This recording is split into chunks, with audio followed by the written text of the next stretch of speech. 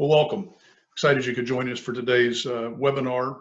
Russ Simons and I put these together a number of weeks back just to try and help fill a void within the industry, and we continue to get great feedback, so we're going to keep going on.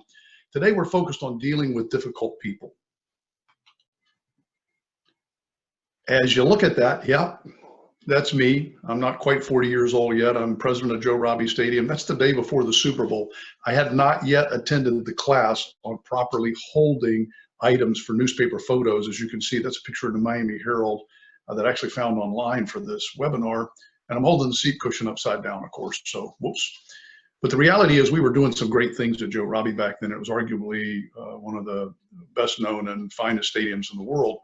We just negotiated a contract to bring the Orange Bowl there. We were doing lots of concerts, many of them live. HBO was doing live series. We got in the Major League Baseball All-Star Game contract. The Dolphins and the Marlins played there and so much more. So it was amazing. We were about to host the Super Bowl, and I was the president. I was working for Wayne Huizenga, who started Blockbuster and Waste Management. I was in an incredible position. It was an amazing position for somebody that was 38 years old or so to be in. And you would think I was having the time of my life, but I hated that job. Every morning when I got up, I dreaded going, I grinded, and it was all because of the difficult people I worked with. There were so many of them, so many egos, so many different types of personalities. And you will know most of these, but let me give you some examples of the sorts of people I was dealing with then.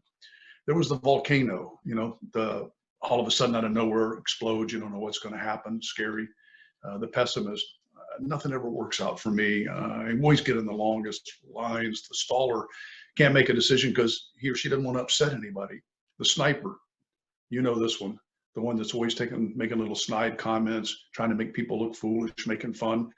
You're always the butt of their jokes. The know-it-all, the person that's sometimes right and sometimes wrong, but they're never in doubt and they'll just fight for their position. The yes person, always saying yes to everything, but oftentimes you're going like, are they actually going to follow up and get that done? And then the gossiper, we all deal with those, and I was certainly dealing with them back in my Joe Robbie days. And we'll talk more about this in a while, but what a challenging person to deal with in an organization. The complainer or the whiner, nothing ever works out for them either, although it's never their fault. They always are able to blame other people or the situation on why things didn't work. The muzzle, they're being quiet. They won't talk to you. You can't resolve anything with them, but they won't actually give you two words back to help you understand what's going on. And then there's the beg forgiveness person, bulldozer. They're just going to kind of run over you no matter what. So I was dealing with all these personalities at Joe Robbie, challenging people. And it's why I really hated working in this incredible opportunity. We're going to take the Joe Robbie experience and make it into your experience. And we're going to use a framework we call ACTS. Something we put together through VSG Advantage training to help us better understand how we can interact and mitigate the challenges we have with difficult people. A is awareness. It's about becoming aware of the situation.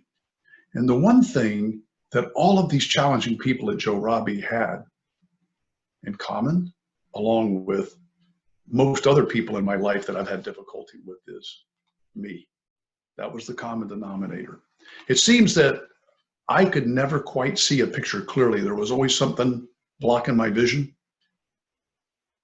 Or if I saw one thing and I was really excited and I was sure that was it, somebody else saw something else and I really didn't want to slow down and hear their perspective. They were just being difficult. Or a lot of times I was in a hurry and I saw the picture and I knew what it was. And so I wouldn't seek to understand the whole picture. I would just drive on. And yet, my perspective drove these difficult challenges, and yet I really didn't know that a lot of times. The thing that was the missing ingredient in all of this for me was focus. My ability to see clearly what was really going on. It was all about me and not really about them. They were the ones that were the challenges. C.S. Lewis says, if a hammer is the only tool you have, every problem starts looking like a nail. And that's what it was. I was a driver, let's go get it done. I wanted everybody to be like me. And I suspect many of you can relate to this either back in your career or today. It's a very, very common circumstance that we find ourselves in, particularly in the work environment, particularly around challenging people. So being aware that that exists, and then more importantly, that there are true consequences. if we don't pay attention to it. Some insights that we want to share. First off, 90% of this is about ego. It's personality stuff. It's really not that there's a difficult issue at all. It's that there's difficult behaviors coming from two people. It's about an unhealthiness. Something's going on where two grown adults are candidly, and I'm in part of this, and so are you, acting like children. We're going back to behaviors we learned and we never unlearned, and we're not actually thinking clearly. So we get involved in a situation that really is not helpful. I have to ask myself some questions if I really want to unplug this, and I'm going to ask you to think about this yourself. If you get into a situation that's really challenging and you go like, I really want to deal with this, then you got to say, first, is this the hill I want to die on? Is it that big a deal that no matter what, I'm going to grind and do whatever I can to win? Or do you want to be happy? Is this about, I got to be right, or I want to find some peace in the circumstances? And once you're clear on that, and almost in every case, you're going to say, this is not the hill I want to die on, if you really think about it. And the way you can know that is look back at something you were upset about a month ago or a year ago, if you can remember it, and ask yourself, should that have been the hill you're going to die on? And you'll always say, no. Difficult behaviors create heat of the moment situations, which we'll talk about. And to mitigate those, somebody's got to be the adult. So if I don't want to be unhappy, if I want to feel at peace, then I've got to think through that. And then I got to say, okay, how am I going to settle myself down? I'm fired up. I'm excited. I'm feeling emotional about this. How do I unplug it? How do I get this resolved so it doesn't trap me? So I'm getting my side of the street cleaned up, because the perfect example I would give, most of us run into this when we're driving and somebody does something stupid near us. Most people have a reaction. Maybe the other driver doesn't see it. Some people speed up and get next to the other driver and give them the what for. But now I'm trapped. Somebody else did something stupid, and now I've engaged myself in it instead of just letting it go or finding a way to resolve it more effectively. Once I get to the point where I go, okay, this is not the hill I want to die on, and I recognize it's really about egos and there's an unhealthy aspect going on here, then I have to make a commitment and I have to be really clear to myself. Now it becomes a framework and a structure of how I'm going to work through this. First is I'm going to commit to myself that I can't do anything but resolve this from my side of the street. Look, fact, you cannot give something to somebody else that doesn't want it. No matter how long I talk to you about something, if you don't want to do it, you're not going to do it. And interestingly, and conversely, once you want it, I can't stop you from doing it. So remember that. All you can do is take care of your side of the street, practice good behavior. St. Francis of Assisi says, practice great behavior and no one would dare not follow. So I'm going to just behave correctly with no expectations. I'm going to expect the other person to continue to misbehave, but I'm not going to let it trap me into speeding up and giving them the what for in the car next to them, so to speak. Not going to let it bother me. And ultimately, I'm going to go to them. Now, when we go to them, we don't just go, guns a-blazing. We're going to think this through. So we're going to be prepared. We're going to be thoughtful. And we're going to give you some tools in a moment that will help you do this. And then we're going to go to them. And we're either going to get it worked out, or, as Elsa would say, we're going to let it go. People are not their behaviors. And this is where a lot of us get trapped. We see people and we go, well, that's just how, that's them, that's who they are, but they're people. And we all behave differently given different circumstances. We're also all wired differently. We'll talk a little bit about this in just a moment. We all do demonstrate patterns of behavior. And so if you were to evaluate people, you could easily see where there's some tension points. There's individuals that are people focused. It's all about everybody else and the people. And then there's individuals that are task focused. I'm sure you can think in your organization or people you work with right now that you'd say, yeah, that's true. There's also people that are passive or more laid back, and then people that are aggressive. And when you get those kinds of people together, natural tensions evolve. And if there's not awareness and we don't recognize the consequences that can come out of making sure that we've got ourselves steady and calm, then we're going to have a problem. So this is really all about balance and working with others. And when we think about that, what we have to remind ourselves is we're all different. We all have different goals. We all have different motivations and fears and experiences. We all see the world in a different sort of way. We're all different. We grew up differently, different environments. Everything about us is really different, even though in most cases we're physically somewhat similar. Look a little deeper here. Here's a graph we put together to help really drive this point a little more home. If you think about this, you'll know somebody in your workplace you work with right now. They're fast-paced, they're outspoken, they're assertive, they're bold, they're going to make things happen. Think about it. Who do you know in your workplace? Maybe you. And then think on the other side of this continuum, somebody that's much more laid back. They're moderately paced. They're reserved, they're reflective, they're cautious, they're thoughtful. These are diametrically opposed styles, equally valuable and important in the workplace, but they're very different. Look at a different continuum. There are people that are task focused. I'm logic based. I want the facts. I'm going to question you. Wait a second. Did you really think that through? I'm going to be skeptical. Are you sure this is going to work? And then the opposite of that are going to be people that are people focused as opposed to task focused. They're all about the people. They're empathizing. They're enthusiastic. They're accepting. They're warm, they're friendly. And you can think about this in your workplace and go, absolutely the case. If I think about all four of these sort of on the quadrant here, yeah, I can put people I know I work with, and I know you can, in each one of these. So it helps to put a face with it. All of these are equally valuable and their preferences. They're not basically, I'm wired and this is how I always am, because we can be all of these things. I might be fast paced, but there's times I can slow down and be reflective. The point I'm trying to make here is in dealing with difficult people, I have a preference. All things being equal, I want to be fast-paced. All things being equal, I want to be task-focused. Doesn't make me better or worse. That's just how I am, somebody else or the other. So when we start thinking about these and pairing them up, what it really says is that in a four-sphere focus, there's a dominating style. Think about the person in your workplace that dominates. They're fast-paced and they're logic-focused. And then there's the people that are fast-paced and outspoken, but they're people-focused and they're influencing. They're full of enthusiasm and we can do this and come on and let's go, hey, come on. They hold the elevator door open. We got room for a few more. You know the kind, and equally important and valuable. There are the steadfast people, the people that when they ask you how you're doing, they really want to know how you're doing, right? So they're people-focused, but they're also reflective and calm. And they may not be the most outspoken person, but often when you ask them a question, they have the best things to say back in a group format when you're working on a project, but they're probably not going to be the ones that speak up. And sometimes they may be looked at as, you know, just evasive or not involved. It's just they're making sure everybody else is involved. And then there's the people that are more conscientious and detail oriented, again, moderately paced and reflective, but they're task focused and logic based. And so they're going to be conscientious. They're going to like autonomy. They're going to want to take a project and be able to go off and work on their own and come back. Whereas the person opposite of them, the influencing person, would want a big group of people to work on the same project. So you can see that as you start looking at these opposites, there are some natural tensions. So when you start thinking about difficult people in your workplace, it's actually difficult behaviors. And it's because we haven't taken the time to get to know one another and truly see where we're coming from and possibly value the fact that you bring things to the table that I don't.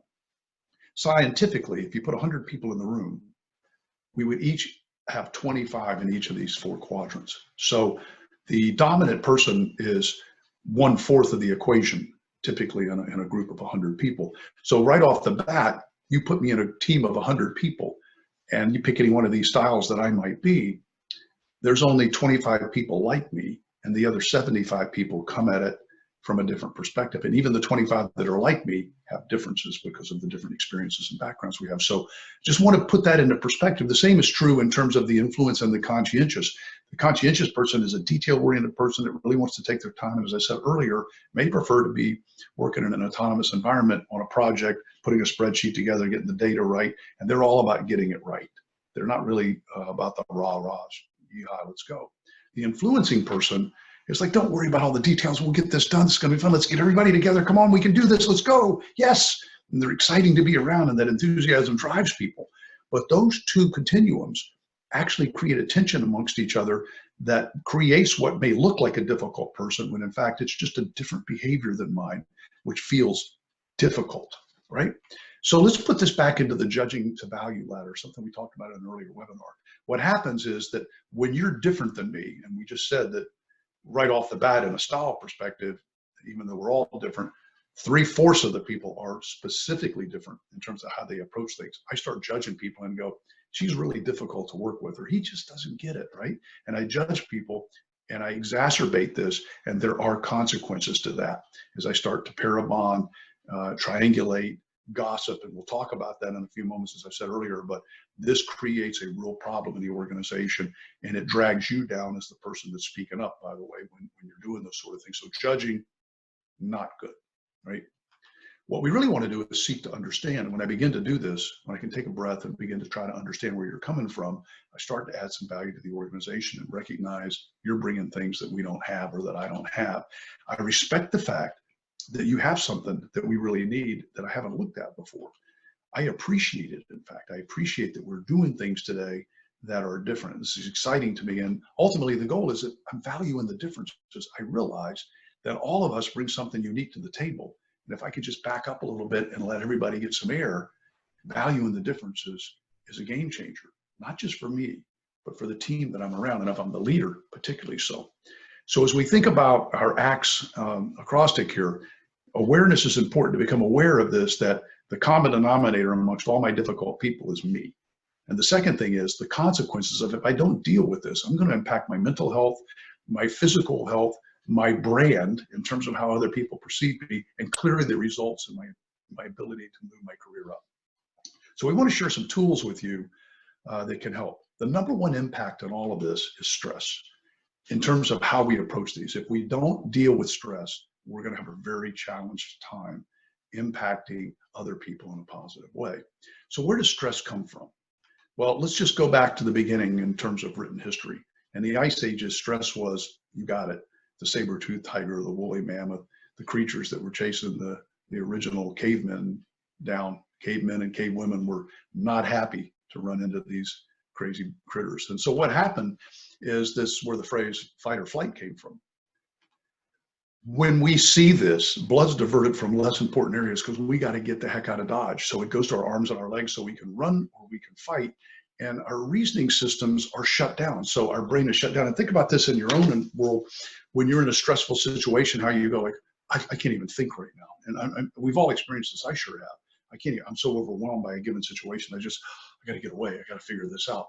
So Ice Age stress looks like this. Modern day stress is not a lot different, although we see it differently, but it's still there. Instead of the saber-toothed tiger, today we have 9 hands sticking in our desk all wanting something with no relationship to the other hands. They don't really understand all the things that I have going on. So fight now shows up for me back as anger. I'm angry about this. When people understand me, sarcasm, yeah, right. We're going to do that. And what I feel when I'm feeling this is I feel heat. You can literally, and you know this, you feel the heat, your voice raises, you can feel combative, you can feel your blood pressure pumping up. Flight likely shows as a cold shoulder or withdrawal. You'll see people step away from a group when they don't feel like they're being heard and they'll shut down. You can see it. We see it. I guarantee you everybody here is nodding up and down going, yeah, I've seen that. And so what you feel when you're the person doing it is you feel anxious, you retreat, you're silent, you're disengaged, right? So those are the sorts of things that go on. And when we put these two together, it doesn't matter Ice Age or 21st century. Once we feel stress, the blood is diverted from our reasoning systems. And that's what happens to us today. And that's why we feel like I'm overwhelmed. I can't even think right now. So there's one thing you have to do, and it's a simple thing. You're going to say, yeah, seriously, I'm telling you, try it. Just try it. The next time you're feeling stressed, take a deep breath, a count of 3. If you do that right now, you'll feel your entire brain revive and open up because oxygen's flowing into the brains and the cells are expanding and excited and open. So just try that. And if you don't believe me, ask Homer. He is seldom wrong. A tool we want to give you is our 3 A's. We promised that in the lead up to the webinar. Analyze, ask, and agree. And the way we work through this is on the analyze side of things, this is about getting my own emotions in check. Remember earlier we said, I got to steady myself. I got to get my side of the street clean. I can't worry about whether you're going to actually solve this yourself, but I'm going to solve it because I've already decided I want to be happy and I'm not going to let this make me crazy. So I have to identify my emotions. This is a really easy thing to do. Ask you to walk along with me in this. When you're in a situation where you're feeling the difficult behavior impacting you, and you can actually even begin to feel the stress as we just talked about, you need to say to yourself, okay, what am I feeling right now? I'm feeling disappointed. I'm feeling discouraged. I'm feeling disrespected. I'm feeling angry, whatever it may be. Okay, but why? Typically, these are all driven back to behaviors we learned when we were very young. And so what's going on in front of you is not really what's got you upset in terms of the way you're reacting physically and emotionally. It's something that's triggered past life emotions, and scientifically based, and certainly I'm sure you all realistically acknowledge that right now as you're listening to this. Yeah, it's true. Like when I get upset, because whoever the person is that drove by you that was a knucklehead, or whoever you're working with is doing something silly, they're unhealthy. Why would you let that upset you? So you're triggered. And so you have to make sure that you steady yourself, that you say, okay, wait, I'm not really upset at this person. I'm upset about the situation. Take a breath, get yourself steady. So the analyze part of this is analyzing the situation to make sure that you realize it's not really about you. It's about them. It's about whatever the situation is, but it is not personal. The next thing you want to do then is to begin to diffuse this by asking some questions. What I encourage you to do is use good common sense and body language techniques that are available to any of us. So you want to make eye contact. You don't want to be like smiling at them. You want to nod when it's appropriate. You don't want to stand too close and invade space, but you want to have an open stance. You want to be friendly. These things matter. If you don't agree, look it up, study it. But it's an absolute fact that tonality and body language are 90+% of the equation when we're communicating. And then what you want to do is listen. Let them talk. Don't interrupt them. Hear what they have to say. And then when they've taken a breath, ask them if there's ways you can understand.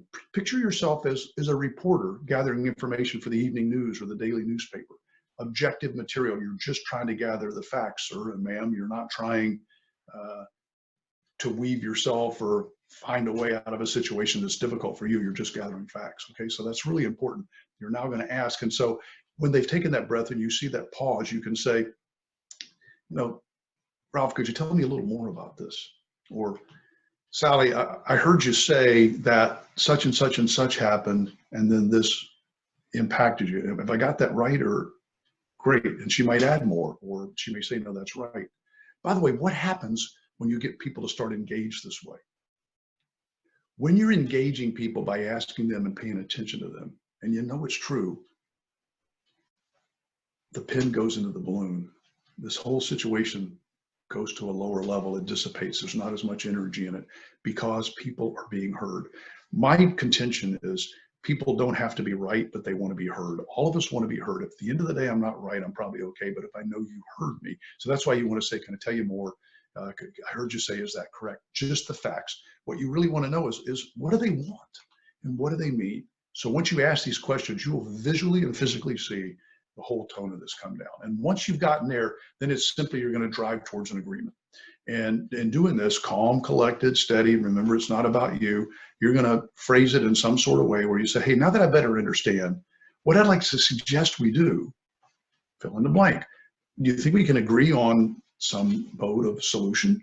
Or can we consider? Now, the other person may say, well, I don't really want to do that, but I might be willing to, whatever it is, then say, okay, well, let's try that for a week and see if it makes a difference. The point is, ask is critical to taking the air out of this. Agreeing then gives you a platform to go forward and find a new way to do it. And all the analyze in the front of this is to make sure you take your emotions. You realize it's not about you.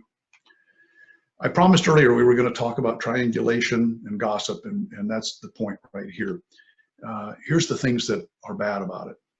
A few, there's more than this, but it's going to waste time. All it does is amplify the problem. It's going to foster mistrust. You'll have an organization that does not trust each other. And it always gets back to whoever the person is you're talking about. I say something about this person to another person, and then eventually it gets back to the person I talked about. And then those two have now para-bonded about, like, Richard shouldn't have said that. So here's what I do. And I learned this from someone at an early age. I seldom run into a situation where somebody comes back and gossips a second time after we do this. And it's a little uncomfortable, but I'm going to tell you, like, great things sometimes are uncomfortable. Somebody comes to me and they say, hey, can I tell you what Adam did? Well, have you talked to Adam? That's my first question. Well, no, I haven't. And I'm going to say, well, you might want to talk to him first. Or if they say, yeah, I have, great. But in either case, I'm going to say, I'll tell you what, let's get Adam and bring Adam in, and the three of us can talk about it as a group. That's the last thing that a person that's gossiping wants. They're looking to somehow pair a bond with you and create leverage so that they can feel better about whatever's going on. So all it does is create real challenges in the organization. I can't think of anything that's worse for a team in terms of trust than a leader allowing gossip to go on. So I encourage you, whether you're the leader or a member of the team, to be a leader in minimizing gossip. Hey, so we want to move towards closing here by saying this. If you think about everybody you know, we were all created in some form to do great things. And the first time I showed up at work, I had such ambition and excitement about being really, really good at what I was going to do, just like you, right? And then things over time happened, and I went this way and that way because I was discouraged or whatever. But I started out as this extraordinary person with these great opportunities, much like you, in a crazy world with lots of challenges.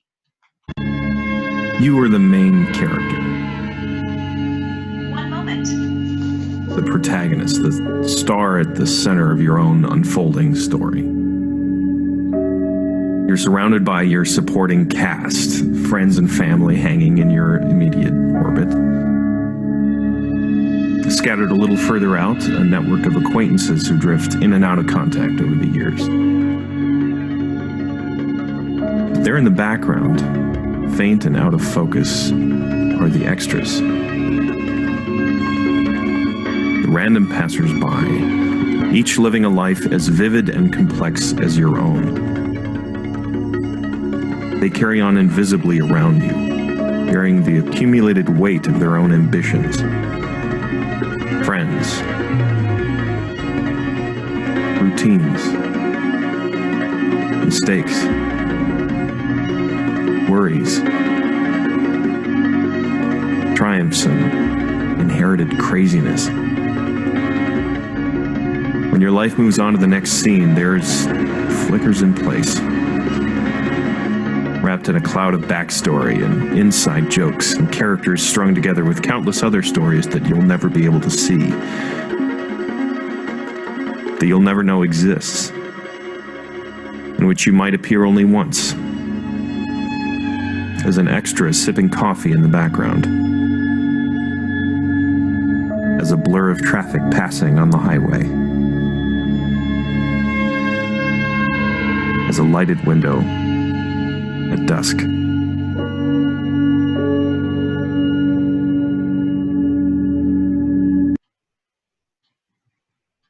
There are no ordinary people.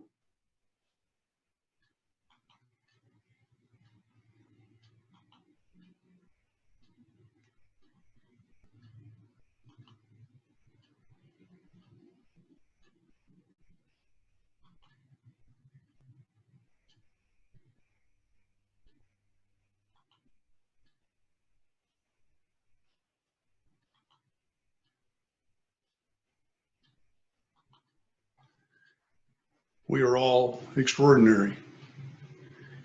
And in dealing with difficult people, I want to close with this general thought, the importance of significance, which is the S in our ACTS acrostic.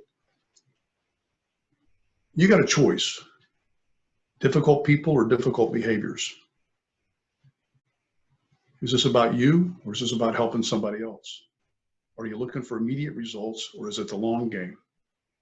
If I could go back and change anything in my career, it would be that I would have made more effort to look out for other people and to move myself to the side and not let it always be about me. I'm not suggesting there aren't times we have to make sure we stand up for something that has to happen, but to not let it be personal. Way too many times I let it become personal, and maybe some of you have, but yet this person that was designated, designed, and created to be extraordinary has gotten pushed down, because I have two choices. I can either help lift them up and move them towards what they were created to be, or push them further towards darkness. So you have a chance every day when you get up to think about these difficult situations you're in and how you could positively impact other people if you were wearing the right set of tool belts and hats to make that happen. So thinking about significance, do you want to be happy or want to be right? Can I make a difference in other people's lives by the way I handle these difficult situations, or am I going to continue to make it about me? Be aware, recognize there's consequences. You've got some tools that you can use. make a difference. Next week, we're excited to have Dina Crowder join us. That's Wednesday the 20th at 8 a.m. Pacific, 11 Eastern time. She's an amazing leader, TED Talk extraordinaire as an author. I've had an opportunity to work with her with Westbrook Inc. in Southern California, which is owned by Will and Jada Smith, and it's been an amazing project that we've been connected to through VSG Advantage Training for the last bunch of months. And Dina's a consultant to the stars, but she knows more about diversity and about leadership than most of us added together could. So I hope you'll join us. She's an amazing speaker as well. That's next Wednesday, the 20th at 8 Pacific, 11 Eastern time. The following week, Mike Song will be back, same time, same station. And the week after that, Russ Simons and I will be wrapping up the initial set of these 6, where none of us is as smart as all of us, and we'll be talking about some really critical, important information about how we prepare ourselves to get back into the workplace. So thanks so much for being with us today, and we'll look forward to seeing you next Wednesday. Stay tuned now for the questions and answers that will continue with this webinar. Other questions, comments, how you want to follow up? Adam, what are you seeing there in terms of chat? One question along the way, can we get a copy of the presentation to show others in our group? Yeah, so one of the things that Russ and I and the team have arranged is we will send out to everybody on the webinar today a link to the video. That'll be up within 24 hours, and people can see the entire presentation, including the PowerPoint right there. So 30-minute investment just going online. And the links to all of the past webinars are available as well. So the idea isn't just to do this and hide it. The idea is to share it as often as possible to people who would benefit from seeing it. You know, I will tell you that in an honest conversation, I went back and really thought through a lot of this, and I realized that with the people that I've had the most difficulty with, that, as Richard has said earlier, that I was usually the problem. It was, you know, was I tired? Was I under pressure? Was I stressed? Did I just want somebody else not to make things worse for me? And when I sort of got over the thing about it being about me versus, hey, this person, you know, it doesn't matter what someone says. There's some truth in almost everything. And if you've got to be open to listening and to understanding what that truth is, and making sure that you just can't take the shortcut, right? You just can't say, hey, I don't want to be inconvenienced. I don't want to think about this. I have too much to do. You really have to turn this around and say, I can't let this go. I've got to approach this, and I've got to get involved. And the suggestions that Richard brought forward with regard to asking and listening and getting agreement, they work. But it really does all start with taking a deep breath, remembering it's not about you, and knowing that if you don't deal with something in the moment, it never gets better. We see this, I use the sports metaphor of everybody who, you know, if somebody said, hey, did a player take steroids? And they say, no, no, no, no, no. Eventually they say yes, right? And then all the damage that's been done in the middle. Versus players that have just said, yep, I did it, I made a mistake, it was the wrong thing to do. And all of a sudden they're forgiven and they work in their relationships with people. So I hated the realization that says that I just don't have the quick convenience of being mad at everybody else, but I have to start by looking internally and start to fix myself first, and the responsibility and obligation I have to bring that forward to help myself with others. So. A couple of questions that are coming through here. One is, what if your boss is the difficult person? Russ, maybe you want to take a shot at that, and I have a thought as well. Yeah, I've definitely had bosses that, you know, that for a wide variety of reasons I either didn't like, or even worse, which is a more difficult situation where I might not have respected professionally.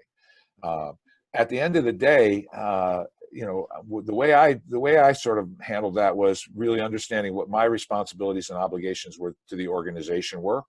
You know, there is a chain of command, there is a hierarchy, and there are things that you have to do in the situation you're in. but you can't let that affect what your responsibilities are. And at the end of the day, for those of you who might have been at VMS with me, I use a quote that says, that there is a point, there is a tipping point, that if you can't change people, you change people. But it's easier to get to that tipping point when you're sort of growing in the business, and when you realize your own responsibilities to try to work these things out as a senior leader in particular.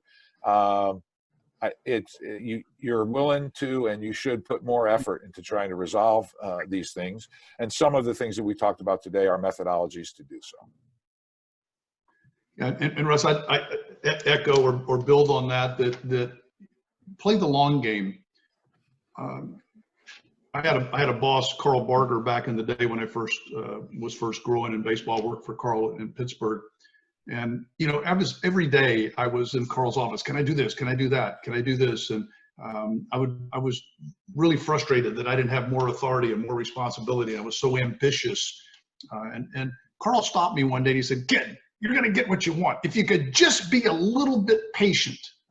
And the point in that really is that bosses also have lots of difficulties they're dealing with. And many of you on the call know that because you are one. And so when you're working your way up, you don't always see everything that's going on above you. And it's easy to get frustrated. And so I'd encourage to be the person that's helping solve their issues, to give them some extra space, to recognize nobody's perfect. If somebody's being abusive, that's a completely different thing. But if somebody just has style issues that you don't like, then I encourage you that it's a short game. People don't stay in the same positions they're in forever. And when you weigh it out over time, you look back and say, boy, I'm glad I stayed. And I've learned from people that I didn't like as much more than I've learned from people that I liked a lot. Kim Russ, has a good go ahead. I think it was on the same one. Go ahead. It says, what do you do when gossip comes to you? How do you handle gossip amongst other people? And this is a great question. And the thing I'll share with you, and I think I've mentioned it one of the earlier times that we've been together, is someone is always watching what you do, whether you're the boss or whether you're middle management or whether you're an entry-level person. Because real communication and real information in an organization isn't because you told somebody something. It's because they observe your behaviors when they don't think you're looking. So someone is always paying attention. And so if you create sort of acceptance by being willing to participate that and to hear that, you're setting expectations. Richard said something earlier about, if somebody's going to share gossip with you and you're willing to hear it, the other thing that they leave that conversation with is that they realize that they might be next in that environment. So I would tell you that from a personal leadership standpoint, it's not something you should participate in.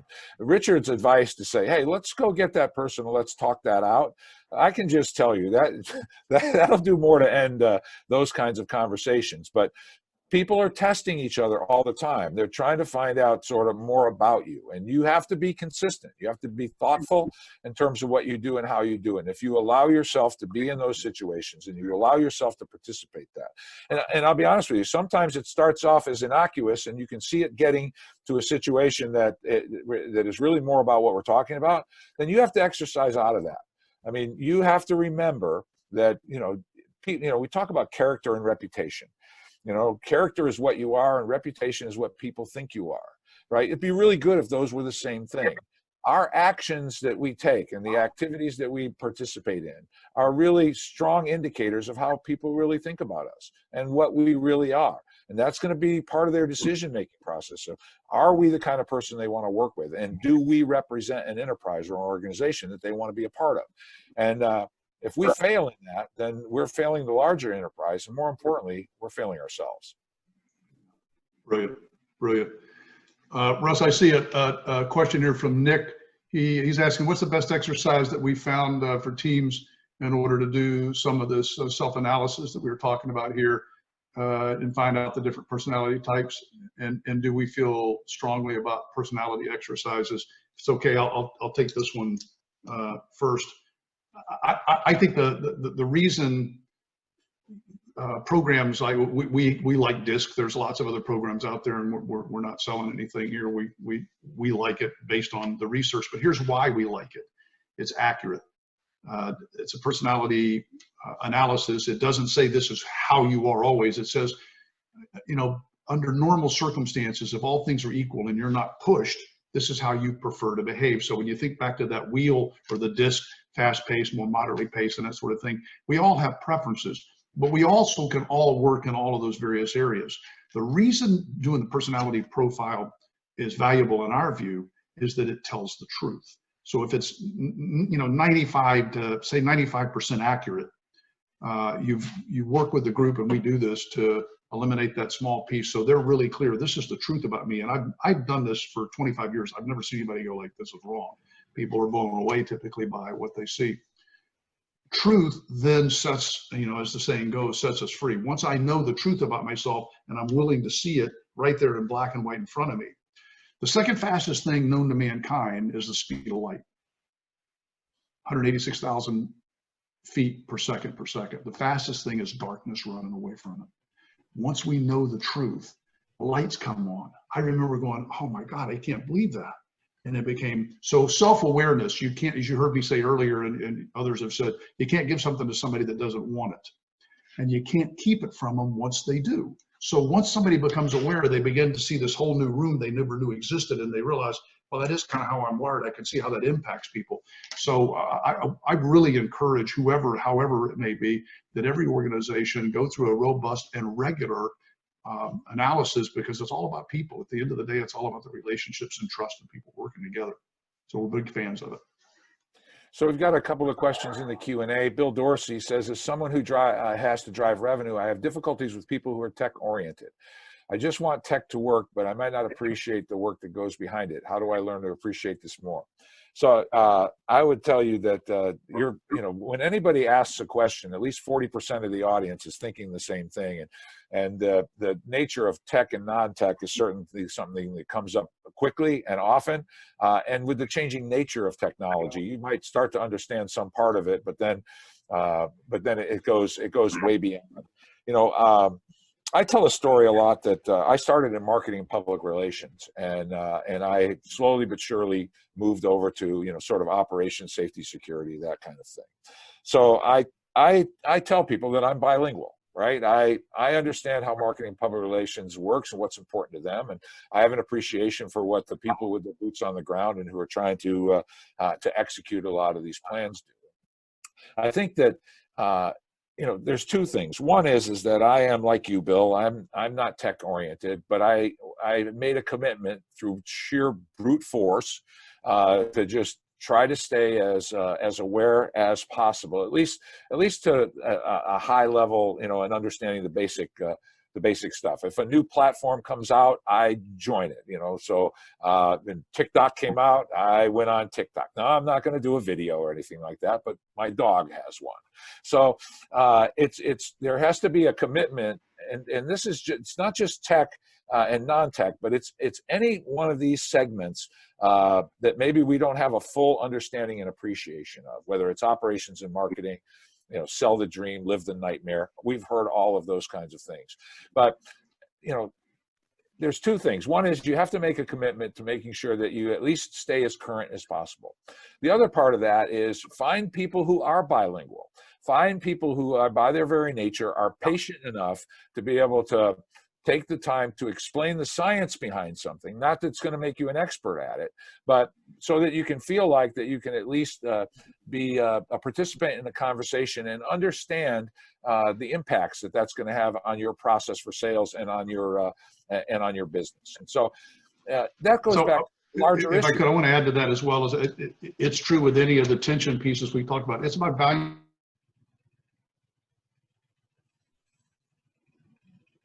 Any difficulty between two separate sets of people, you basically have to dig in and start to weed out the barriers to that.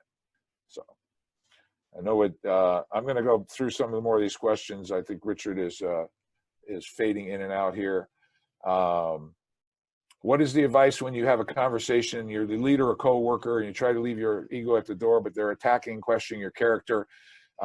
Listen, I would tell you that unless unless you're willing to go to the mattresses and escalate that to whatever outcome comes out, and the outcome is going to be based on where people are in the chain of command, I think it's okay to actually retreat gracefully. I think it's okay to say, hey, this is not the conversation I wanted to have.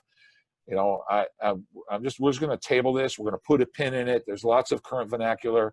We're just going to say, hey, let's take this off. You know, let's put a pin in this. Let's step away. Let's come back again and take another run at it. I think you have to actually.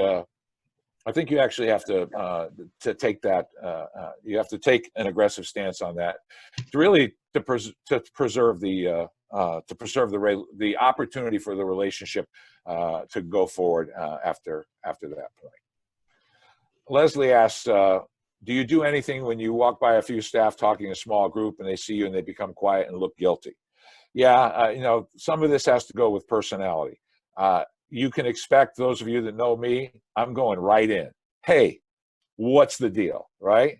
You know, but not everybody's comfortable with that. We're not all hail fellow, well met, right? That type of thing. On the other hand, it doesn't have to be so sort of brutish, for lack of a better term.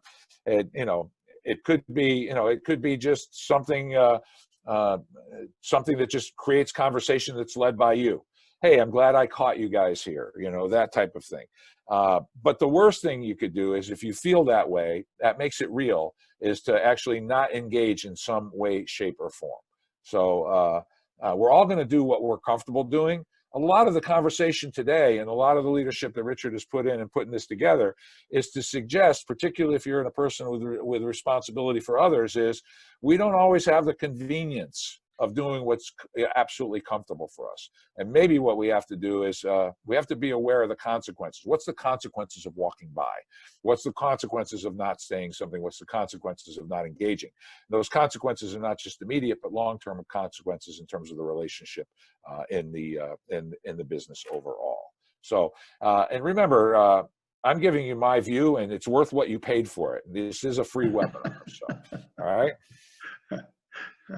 I saw somebody asked about the 6 Ps, and I believe we might have that in an earlier deck, but it's proper preparation and planning prevent poor performance. And if you want a copy of that, just shoot me an email, and I'm happy to send it to you. It has the benefit of being true. When I'm properly prepared and I'm planning in an effective way, typically things are going to go a lot better than when I'm ready, fire, aim.